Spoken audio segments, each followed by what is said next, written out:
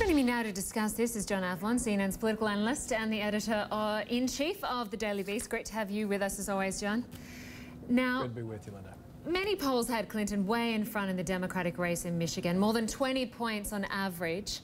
Were all the polls wrong, or did Sanders simply work really hard to get voters to the polls? Well, I think both things are true. The polls were clearly wrong, and Sanders worked hard to get voters out to the polls. This was a win for Bernie Sanders that nobody saw coming. The pollster community and certainly Hillary Clinton's campaign. But Bernie Sanders pulled up a major upset in a big state with an open primary, and that is good news for him as he makes a case for his relevance as someone who can win the Democratic nomination, going into Super Tuesday.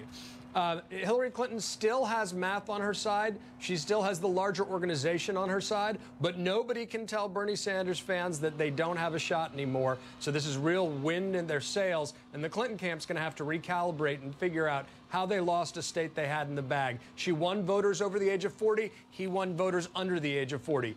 She won voters who make under 30,000 and over 100,000. He won the broad middle class. So that's a sign of strength for Bernie Sanders that he's going to have to see if he can replicate in the Super Tuesday states coming up.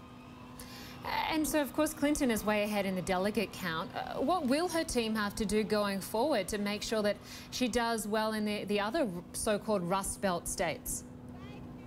First of all, I think it's a reminder that you can't take anything for granted in American politics right now. There is a wave of populism going through both the Republican and Democratic parties, responding to some of the same stimuli, but with very different standard bearers. Bernie Sanders and Donald Trump couldn't be less alike in their personal and political characteristics. But the sense that the system is rigged by big money, the sense that income inequality has accompanied the objective economic recovery the United States has seen. And that's one of the fascinating dynamics here, Lynda. You know, you've got unemployment rate has been cut in half in Michigan over the last 6 years, but still there's deep economic anxiety, frustration, and anger, and that seems to have affected turnout in both primaries last night.